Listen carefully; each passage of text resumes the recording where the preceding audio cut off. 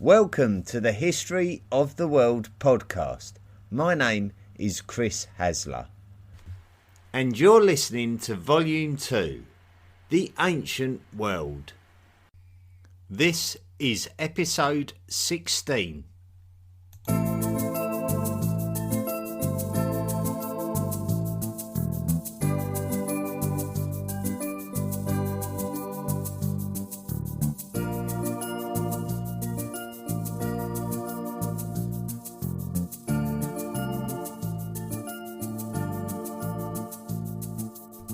In our last episode, we discussed Tutankhamun, the boy who became the Pharaoh at the age of 9 and reverted the religion of Egypt back to the traditional and popular polytheistic belief system to the delight, praise and adulation of the Egyptian population. It is believed that Tutankhamun may have died of an infection to a leg wound possibly caused by falling from a chariot, although he wasn't the healthiest human being, and there are also signs of malaria following DNA analysis. Tutankhamun's tomb appeared to have escaped the attention of tomb raiders, potentially rendered inaccessible by a sandstorm. Tutankhamun's father, Akhenaten, was the man who attempted to completely alter the religion of Egypt, and in his vain attempts, he is guilty of losing territories under Egyptian control. 16 years after Akhenaten's reign, the new pharaoh and last of the 18th dynasty called Horemheb went to great lengths to extinguish any buildings, monuments and references to the Amarna period, which refers to the period when Akhenaten had moved the capital city during his attempted redirection of the religious position of the kingdom. After Horemheb, the 18th dynasty ended with Egypt stabilised. It would be Horemheb's trusted vizier, a man of non-royal stock, who would be the new pharaoh, and the man whose bloodline would become the 19th dynasty. He would come to be known as Ramesses I. His son took over soon afterwards as the pharaoh Seti I. Seti became the pharaoh of the new kingdom of Egypt at the start of the 13th century BCE. Seti would continue the tradition of strong post-Amarna period monarchs. Seti's reign is noted for some incredible temple construction and for his campaigns into the Asiatic lands. Seti would successfully keep control over the Nubians in the south and the Libyans in the west. Seti would expand his influence through the Levant as far as Kadesh, which was under Hittite influence. This would mark the start of a long phase of intense international affairs between the Egyptians and the Hittites. So that brings our story into the 13th century BCE, but before we go any further, we shall now start the episode properly. Now, I want to take you back to the reign of the last monarch of the 18th dynasty, Horemheb, the pharaoh who made a great effort to expunge the Amarna period from Egyptian memory. The year is 1303 BCE.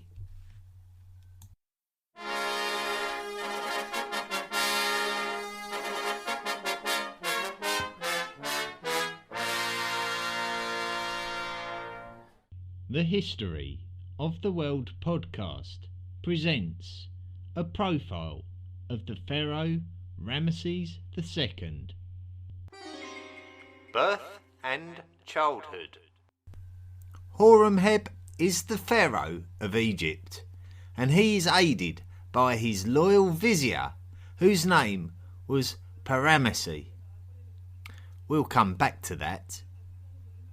We know that Ramesses had a son called Seti, so called after Ramesses' own father, an Egyptian soldier named Seti, of course. Ramesses' son, Seti, had a wife called Tuya, and in the year 1303 BCE, or thereabouts, Seti and Chua would have a son. This young baby boy would become Ramesses II, otherwise known as Ramesses the Great. Initially, though, he was purely the baby grandson of the vizier to the Pharaoh Horemheb. There was absolutely no way that it could be expected that this young baby would ever become a significant person in history. Nonetheless, we certainly know differently today. So Ramesses II was born into a world where Egypt was strong, and his own grandfather was one of the most trusted administrators of the kingdom. However, the Pharaoh Horemheb was now becoming elderly and had no issue to whom to pass the kingdom upon his impending passing into the afterlife. So he would have to look for someone of suitable ability to take over, and when he looked at his own vizier, he saw a man very capable of doing the job. Often it would be consorts or viziers who would take over this role, as a matter of fact. So it would be Ramesses II's grandfather who would be taking over as the pharaoh of the Egyptian kingdom when Horemheb died. Ramesses would be the right man to keep the rebellious tribes of Nubia, Libya and Syria in check. Upon his accession, he would change his name to Ramesses in honour of Ra, the Egyptian god of the sun. So now Ramesses II would become an extremely important young man in the direct line of the current pharaoh. He was no more than around 11 years of age and given the honorary title of the Commander-in-Chief of the army.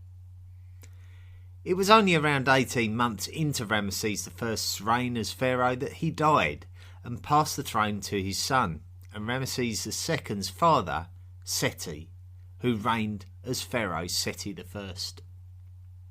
During his childhood, Ramesses II would have been brought up in royal palaces and as such subject to the best education that the kingdom could offer. Learning to write, Egyptian art and combat skills would have been things that Ramesses II was exposed to at a young age, as he clearly lined up for great responsibility. After the death of his grandfather and the accession of his father, Ramesses II would have been taken on military campaigns alongside his father Seti I. As a teenager, Ramesses was now a young man, and he would have been no older when he was married to a great royal wife, Nefertari, no more than a child herself. Nefertari was intelligent and well educated, so she would make the perfect companion to the pharaoh in waiting. Becoming pharaoh. Seti I would have been a young man when Ramesses II was born, so when Seti I died in around the year 1279 BCE, it would have undoubtedly have been a major shock for everybody. Seti's mummified remains showed no signs of physical violence to suggest death during battle. He may have died of a heart attack or something similar, but he was certainly around the age of 40, which was relatively young for a man of such high standing. Ramesses would have been a young man now in his 20s. So although his father's death may have been unexpected, Ramesses would have been well prepared by those around him throughout his life. One of his first royal duties would have been to travel to Thebes to officiate his father's funeral ceremony at the Theban necropolis. The funeral temple complex of Seti I is a considerable construction, and this is typical of the grand construction projects of this particular Egyptian age. Ramesses was now Ramesses II, the pharaoh of the Egyptian kingdom, and he would instigate a number of construction projects to stamp his mark on the kingdom. Temples would have been erected at Thebes, Memphis, Karnak and Abu Simbel. However, despite all of the attempts by Ramesses to leave a lasting legacy and honour the deities of the land still had to be protected and provided for. So military defence and offence were both vitally important as soon as Ramesses became the pharaoh. The construction projects would initially have to wait. Firstly, it appears that the Mediterranean coast of Egypt was being subjected to raids. The raids were being conducted by seafarers, which meant that defending the land bridge to Asia, namely the Sinai Peninsula, was not enough. Considerable warriors were attacking from the sea, and we see them being referred to historically as the Shurden people. Ramesses II certainly knew of the Shurden people and knew that they were a force to be taken seriously. These people were very well equipped and very dangerous, and Egypt needed a good strong leader to deal with the issue. Not only did Ramesses II deal with the problem, but he also managed to coerce some of the Shurden warriors to become part of his own army, and this is depicted in stele relating to Asiatic campaigns. Many historians refer to these as among the first known sea peoples, but this is too early to be associating them with the late Bronze Age collapse, which would not be a major issue until 100 years later. Ramesses II would turn his attention towards the lands of the Levant and the main rival for land and resource, the Hittites. Ramesses would launch a number of campaigns into Canaanite lands during the 1270s. Remarkably, the Shurden seafarers who joined Ramesses' Egyptian army were actually described by Ramesses himself as originally being allied to the Hittites. His own father, Seti I, had taken the city of Kadesh after the Hittites, under Suppiluliuma I, had taken advantage of the civil crisis in Egypt during the Yamana period of the 14th century BCE. After Seti I's death, the Hittites under Muwatalli II had moved in to take the city back.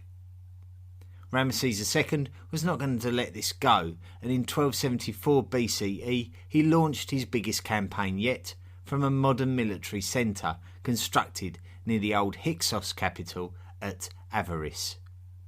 20,000 men left the base with Ramesses himself leading them.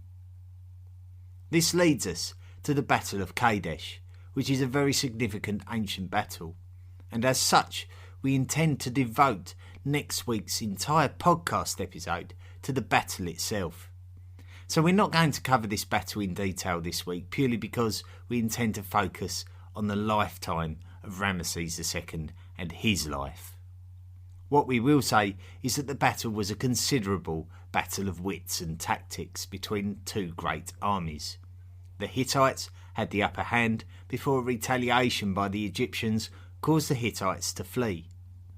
Upon chasing the Hittites away, the Egyptians had put their remaining units in a vulnerable position, and they then too had to retreat. So the result of the battle was a bit of a stalemate. Ramesses had settled for the decision to put the Hittite city of Kadesh under siege, but this proved to be an inconclusive action, as Ramesses decided to head back to Egypt, safe in the knowledge that things could have turned out to be a lot worse, but that the Hittites now had first-hand experience of what it was like to be in the heat of battle with the Egyptians and would not underestimate their abilities next time. So it could be even translated as a bit of a moral victory for Ramesses, all things considered. After the battle. In more modern years, the study of ancient history in the Near East has excited debate about the accuracy of the stories contained in the Tanakh, otherwise known as the Hebrew Bible. It appears that biblical stories are gaining more credibility as archaeological studies seem to support that the general thread of the biblical narrative at the very least is based on true occurrences. Whenever we talk of the period in ancient history that surrounds the period in time close to the late Bronze Age collapse, we talk of sea peoples migrating around the lands and seas of the eastern Mediterranean and the emergence of new kingdoms and geopolitical areas such as Israel, Judah, Philistia and Phoenicia. There is enough in the way of archaeological evidence to suggest that the Hebrew Bible is constructed from contemporary written sources that are based on the events starting from around 1200 BCE. However, historians are trying to cover the remaining cracks, and this means trying to go backwards in the biblical texts from the corroborated stories. This leads us back to the story of Moses and the Exodus, and this subject excites debate about its historical viability. Now, to try and give the story of Moses and the Exodus over to you in a brief synopsis, the story starts with Hebrew slaves in Egypt working for the tyrannical Egyptian Pharaoh. Moses appealed to the Pharaoh to release the Hebrews, but the Pharaoh was against the idea. Moses would escape with the Hebrew slaves with the help of Yahweh, otherwise referred to as God, and would lead them all on a long journey to the promised land. These freed Hebrew slaves were the Israelites, otherwise the people of God. The point of this story is the fact that in modern times the Pharaoh in this story has been suggested to be Ramesses II, and there is a reason for this. It's because one of the cities named in the Hebrew Bible is the city of Ramesses, and the most obvious settlement that this could refer to is Ramesses. Now this is where the debate gets interesting, because Ramesses was constructed around the modern military centre near the old Hyksos capital of Avaris. It's the very same one that we mentioned that Ramesses set off with his army from when heading off to the Battle of Kadesh. So, if the biblical city of Ramesses was Ramesses, then the Hebrew Exodus could not have happened before the reign of Ramesses II. However, the problem is that there is no written evidence of a Hebrew Exodus from Egypt. In fact, it is suspected that the actual Israelites were always in the lands of the Levant. There is no categorical proof either way. Some have suspected that the expulsion of the Hyksos from Egypt could represent the exodus of Asiatic peoples from Egypt. This would be fine, but then the Hyksos disappearance from Egypt happened 250 years before Ramesses II was even born. So he couldn't have been the pharaoh in the story, and Ramesses couldn't have been the biblical city of Ramesses. One thought that crossed my mind would be that if we wanted to assume that Ramesses II was the pharaoh mentioned in the story of the Exodus, and if we wanted to assume that Ramesses is the biblical city of Ramesses, then why would we not consider the Sheridan Sea pirates in with all of this? Ramesses himself states that they had an alliance with the Hittites, so this would explain the knowledge and subsequent possession of advanced weaponry. If you knew of the Hittites, the chances are that the geographical links would mean that you would know of the Phoenicians, and if you were closely linked to them, you would have had a good knowledge of maritime transportation, and if you were Asiatic, then you may fancy your chances better against the Egyptian military if you came via the sea route. The Hittites would be all for supporting this if it weakened their bitter rivals, the Egyptians. It may be that those captured Sheridan were turned into Egyptian slaves, and possibly Ramesses conscripted them into his own army, especially with their knowledge of the Hittites that would have carried great value to the Egyptians.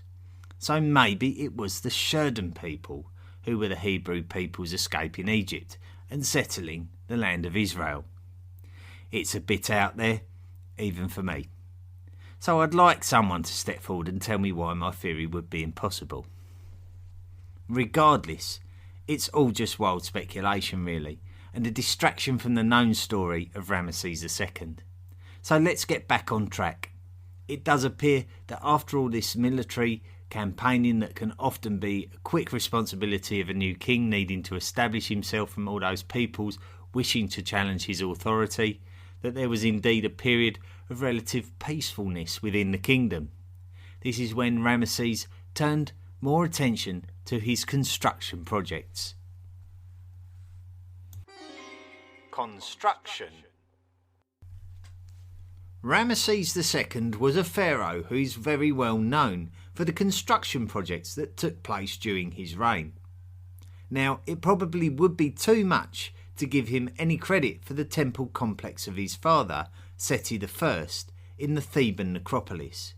That was probably the work of his father himself, as great constructions were made during Seti's own lifetime, and was probably the source of Ramesses' own great passion for it. We mentioned Pir Ramesses, the new capital city constructed by Ramesses and located near the Hyksos capital of Avaris.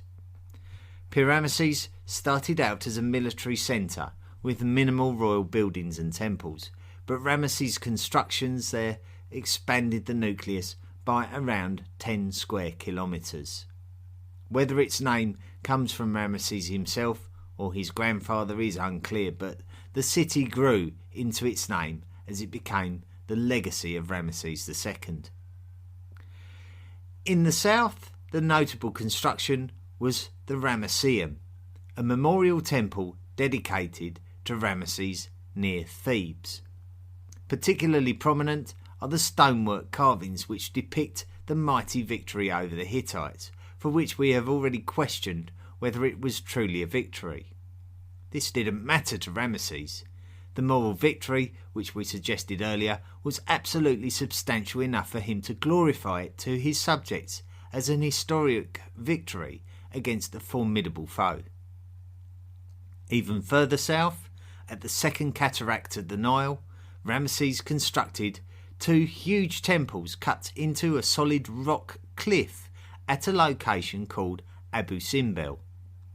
The temples are constructed in commemoration to the Pharaoh Ramesses II himself and his great wife Nefertari. The temples are notable for their 20-metre tall colossi of Ramesses himself sitting regally over the entrance, as well as other colossi also carved into the rock. The temples are also decorated with commemorations of Ramesses' great military victories. Interestingly though, it has been difficult for historians to pinpoint a date of construction for these temples. Some have suggested it was during the 1260s, which would have been within the lifetime of Nefertari.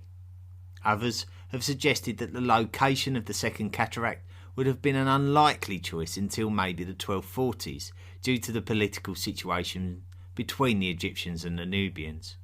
However, it is very important to state that the pharaoh lost his wife Nefertari in around the mid-1250s, so this may have a significance as the temples may have been constructed after her death, because it does appear that Ramesses II had a genuine love for Nefertari. They were barely teenagers when they were married, but due to the high standing of their parents and families, they may well have been familiar with each other as children. Nefertari would give Ramesses II at least 6 children. Statues and depictions of Nefertari are relatively common. There are records of her accompanying her husband on campaigns. Ramesses would write poetry for Nefertari, describing her as the Lady of the Two Lands, the Bride of God, and the Sweet of Love. She was a well-respected political figure, and Ramesses would build the largest and most beautiful tomb in the Valley of Queens at the Theban necropolis. We do not know how she died. So regardless of the fact that pharaohs could often have multiple wives, none more so than Ramesses himself, who is believed to have had at least 7 other wives, it does clearly seem like Nefertari was his favourite and she was his true companion and the love of his life. Before she died, she made a personal effort to contact the Hittite royal family and send them gifts as goodwill gestures between the two empires, who had managed to negotiate a peace treaty with each other. The first peace treaty. It is suggested that tens of thousands of men were engaged in battle at the Battle of Kadesh, and if the summaries of historical battles such as the Battle of Megiddo some 200 years previous, then a considerable amount of people would have died. And in the case of Kadesh, not a lot was achieved by either side. The Egyptians had been battling for the lands of the Levant for quite some time. From the 15th century BCE, the new kingdom of Egypt had come into direct conflict with the dominant force in the region, the Mitanni.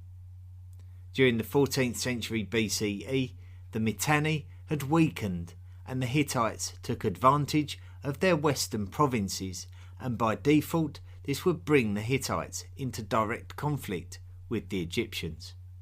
It was during this century that the Mitanni began to crumble from within, and the Assyrian element in its political system standing up for itself and taking over.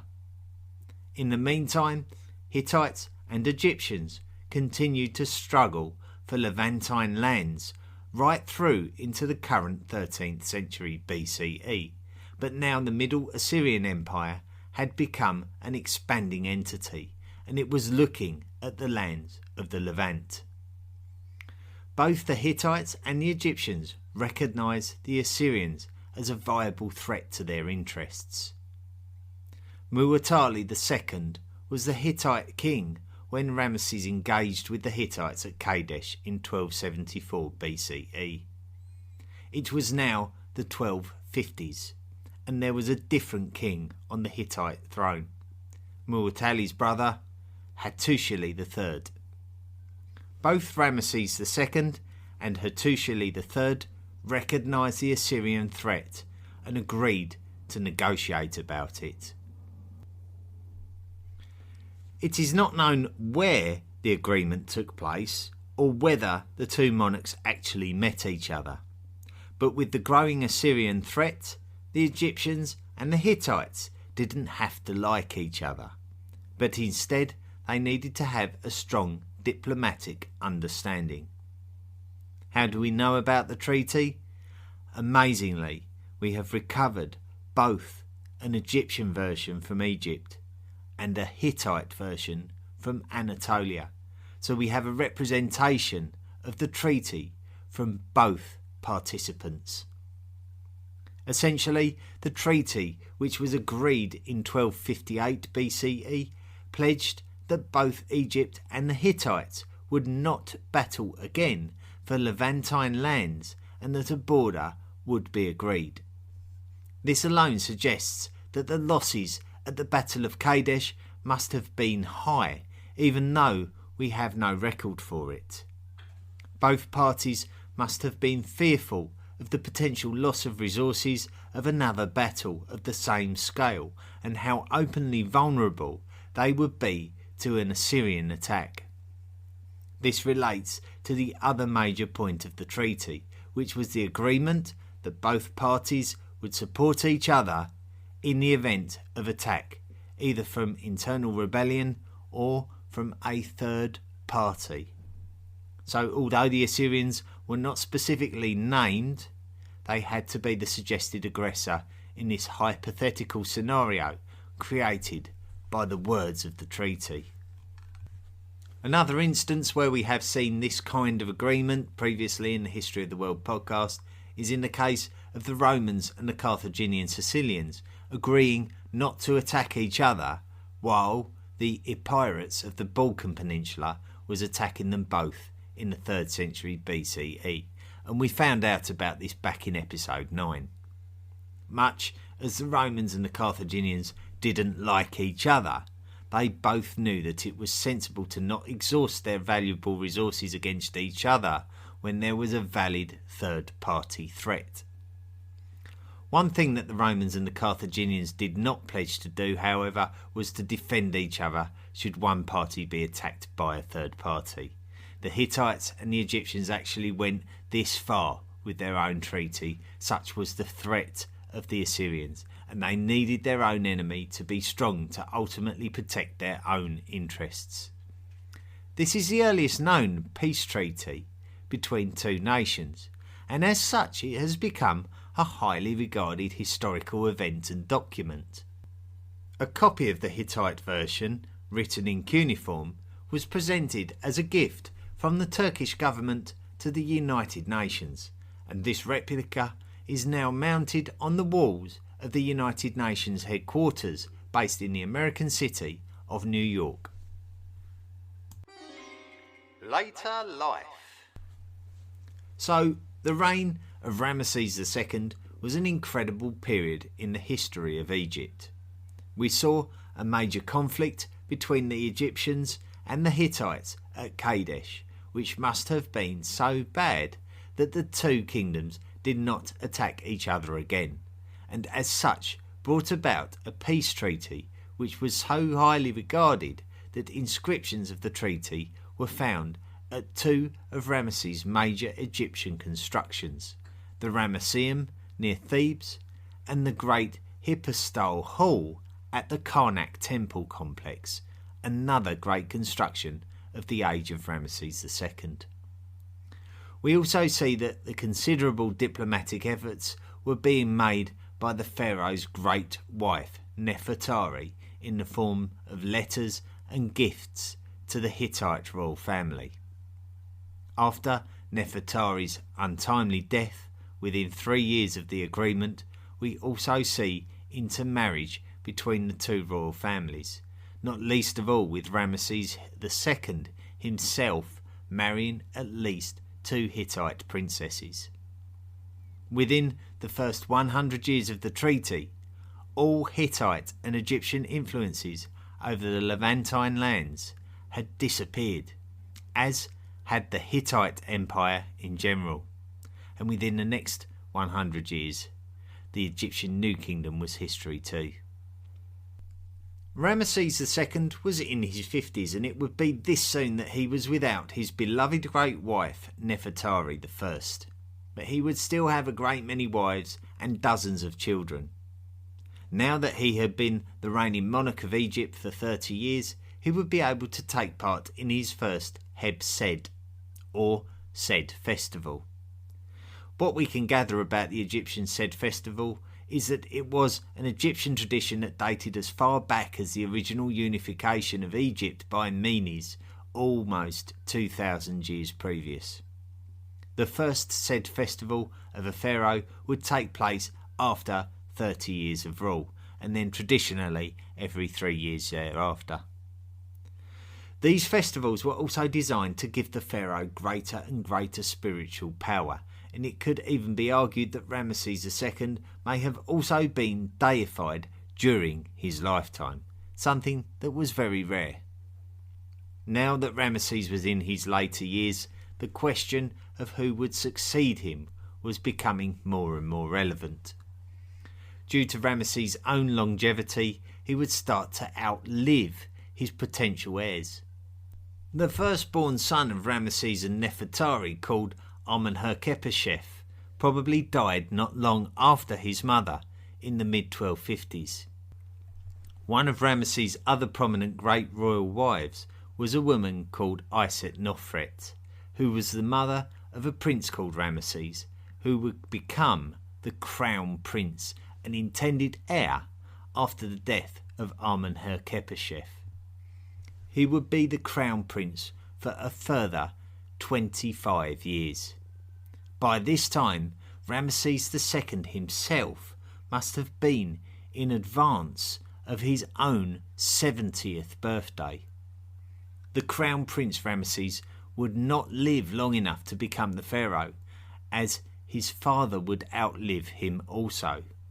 During this period, however, yet another of Ramesses II and Nofret's sons would become a significant figure in Egyptian society as a priest and an antiquarian who restored lost Egyptian temples and restored historical Egyptian traditions based on the artifacts that he discovered and categorized. His name was Khaemweset, and he would surely be ideal for the succession now that the Crown Prince Ramesses was gone. 5 years after the death of Crown Prince Ramesses, Khaemweset also died. Ramesses II was still alive and had been Egypt's pharaoh for over 55 years. In total, 12 princes had been lined up to succeed Pharaoh Ramesses II, and Ramesses II himself outlived them all. In 1224 BCE, and as Ramesses II was approaching the grand age of 80, he would name another of his sons by Nofret, namely Merneptah. It is supposed that Merneptah's duties as the crown prince would have been very involved considering the advanced age of his father. However, it is believed that Merneptah himself must have been well into his 50s when this opportunity came his way, so he was by no means a young man himself. Ramesses II was now in his 80s and suffering from arthritis and hardening of the arteries, which was causing him to walk in a stooped manner, and it seems as though he had developed a very painful abscess by his teeth. Ultimately, and in the year 1213 BCE, at the grand age of 90, Ramesses II died. He had outlived many of his wives and even his own children. His passing symbolised the passing of a great golden age in Egyptian history. In fact, things would never be the same again, as the kingdom was now entering the period which we know as the Late Bronze Age collapse. His son, Merneptah, would indeed succeed him as pharaoh, probably almost 70 years old himself. Nonetheless, Merneptah was still able to dish out a good beating to the Libyans, as his great father would have done before him. Ramesses II reigned over a glorious kingdom which saw great advances in military prowess and great constructions which survive as an awesome legacy to his reign throughout the 13th century BCE to this very day. He epitomised the great Egyptian rise from the political uncertainty and instability of the Amarna period. He continued the good work of his predecessors and made Egypt great again. After the time of the Battle of Kadesh, Egypt's area of influence had never been greater. The kingdom stretched from the environs of Kadesh, of modern-day Syria, in the north, and stretched down the Levant coastline, including Damascus and Megiddo, across Sinai to the new capital city at Ramesses, and then up the Nile, past Memphis and Thebes, before going on to the cataracts, including the second cataract, where the temple structure was built at Abu Simbel, all the way south to the fourth cataract at Napata. There will always be those who debate whether Ramesses II was the best pharaoh that Egypt ever had, and that is debatable, to put it mildly. The reason why Ramesses II got his own podcast was because his reign is absolutely iconic of the new kingdom of Egypt, and his longevity meant that he was able to complete projects that other pharaohs may not have lived long enough to achieve. The wealth of the country meant that he was able to leave a legacy of incredible constructions which also tell us stories of the politics of Egypt. Some may call him the expert of his own propaganda, but I'd challenge them to show me any great ancient leader, and indeed more recent leader, that didn't use propaganda to enhance their influence. Ramesses II's mummified corpse was discovered at the Valley of Kings within the Theban necropolis in 1881, a time when Egyptology was of great interest. The mummy was contained at the Valley of Kings until it was decided that it may deteriorate and should be removed. After being transported to Paris in France in the 1970s for inspection and preservation, it has been sent back to Egypt, where it can be found today in the Egyptian Museum in Cairo.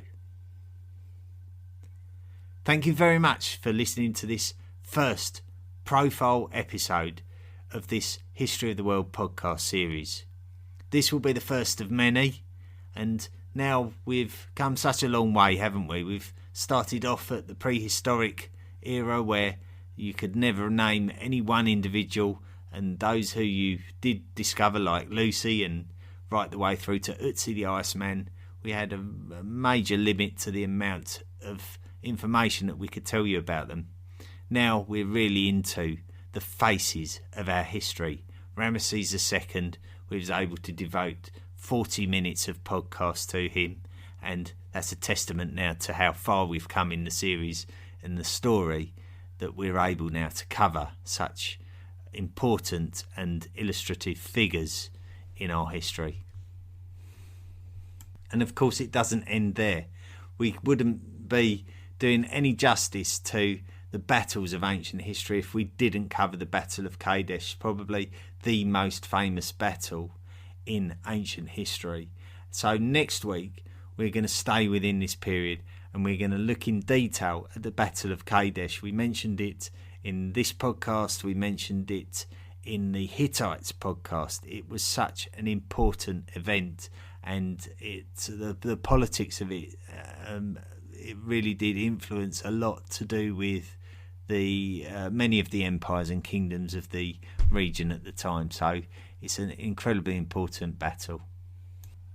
Now it's that time of year, and it's the first one that we've encountered. I think it's an annual thing. So it's the British Podcast Awards. So if you enjoy the History of the World podcast, and if you would like to look out for the History of the World podcast going forwards, give it some recognition, then please do go to the website for the British Podcast Awards. We have posted links to it on the Facebook page and on the Twitter page, and the link is www.britishpodcastawards.com and /vote. So if you go to that address, you'll be able to search for the History of the World podcast. We're in amongst that great long list of podcasts that you can search for in the box there, and just click on the History of the World podcast, register your vote, and we'll see whether we get any recognition back from it. So please do vote, and don't hesitate, do it now, because I think it's only open for another 3 or 4 days, the voting, so go and get it done now. Once again, I do it every week, I know, but I hate to let it go unnoticed. Thank you very much to Ryan Stitt from the History of Ancient Greece podcast for promoting the History of the World podcast. Thank you so much indeed. I can always see it makes a difference. I can see that the social media does give me a response to it, so it really does make a difference, so thank you. Now, one of the reasons why I started the History of the World podcast was because I felt that there was a distinct lack of information regarding prehistory within the podcast network. Since starting the project, people have been sort of bringing things to my attention, and Joel McKinnon, who is the creator of the Planet and Sky rock opera, which I mentioned a few podcasts back, and I do strongly recommend you listen to. So if you have not listened to Planet and Sky, please look it up and listen to it, enjoy it. I would strongly recommend the podcast version of it, because it gives you a backdrop story to the music itself, which is quite good to accompany the whole musical experience. Basically, the reason I brought up Joel McKinnon was because he brought to my attention the Insight podcast, which tackles the issue of prehistory, and they've had a recent episode with Chris Stringer, who's a highly respected prehistoric scientist from the Natural History Museum, and you see him a lot to do with anthropological study, paleoanthropological study, I should say, on TV documentaries, etc. He's a highly respected man in his field, so that's another podcast worth listening to, and I shall post a link. I shall insert it into the recommended podcasts page on the History of the World Podcast Network website. So thank you very much, Mr. McKinnon, for that. Now, last week's podcast, I chastised the entire country of Canada. And the reason being is because I felt that not enough Apple Podcast reviews had been submitted from that country, as the figures showed that there are plenty of listeners in Canada, but only one review, which really didn't do Canada a lot of justice. So what I did, I appealed to the whole Canadian nation of History of the World podcast listeners to go to Apple Podcasts, write a review and give a star review on there. And one person did that, so one's better than none. So thank you very much to Melissa Weber, who was kind enough to write a review on the Canadian iTunes Apple Podcasts page for History of the World podcast. So thank you very, very much indeed. So this week I've got a new target. It's going to be the listeners from New Zealand. I know that there are listeners in New Zealand. Let's see whether the New Zealanders can beat the Canadians and exceed more than one podcast review this week on Apple Podcasts. So that's the challenge for all New Zealanders listening to the History of the World podcast. Can you please go to Apple Podcasts, give me a 5-star rating and a nice review saying how wonderful the podcast is, and let's see if you can top the Canadians. Now, listen, this podcast, it does need your support. There's no two ways about it. It really does need your support. The production of the podcast does cost a few pounds, I can tell you that much. The hosting of the website, the hosting of the podcast itself and the distribution platform, and the books which I choose to buy in order to enhance the information contained within the podcast. Now, they all have an expense. So I appeal to you to visit the Patreon page, of which you can find links to it on the social media pages and on the historyoftheworldpodcast.com website. So please go there and visit the Patreon page. If you can only donate $1 or $2 per month, it would be great. However, if you don't feel like that you want to part company with your hard-earned money, and often I should say, why should you? The History of the World podcast was always meant to be a free resource anyway. But if you don't have the ability to make any financial contribution towards the podcast, then please do write reviews and spread the word about the podcast, because that in itself is just as valuable. When I look at my fellow podcasters and how much support they give me in terms of promoting the podcast and how much that has generated for me, that's one of the things that really has helped the podcast. And also I believe that the YouTube channel that now that we're affiliated with, the Study of Antiquity in the Middle Ages, published its first representation of the History of the World podcast visually on the Late Bronze Age collapse, and the video itself has had over 7,000 views, so that's really good, and I'm sure that has pointed some new listeners in our direction. So if you've come from the Study of Antiquity in the Middle Ages YouTube channel, welcome to the History of the World podcast, and I hope I can entertain you for many weeks, months and years to come. Now, if you go to the History of the World podcast website and go to the page containing all of the podcasts for Volume 2, so there's a link to Volume 2. If you go down to Episode 6, there's a little link that says YouTube, so you can go directly to the video and watch the video of the Late Bronze Age collapse episode. And even if it's just out of curiosity, just go and give it a little listen and a thumbs up. We got another kind comment from E.G. Young through the Castbox forum, who said, "I'm consistently amazed at how informative your podcast is. I found you on Castbox and I'm now into Volume 2. I listen every day. Keep up the good work, Eric from California." There are a number of us podcasters, I think, who do take a lot of pride in the quality of the information within our podcasts, and I don't pretend to be as good as some of the other people that are out there producing podcasts, but I really do try and emulate them and put as much into it as I can do. And I hope at the very least it's entertaining for some people, which it does appear to be. So very heartwarming to read your feedback, and everyone's feedback means an immense amount to me. So thank you very much indeed.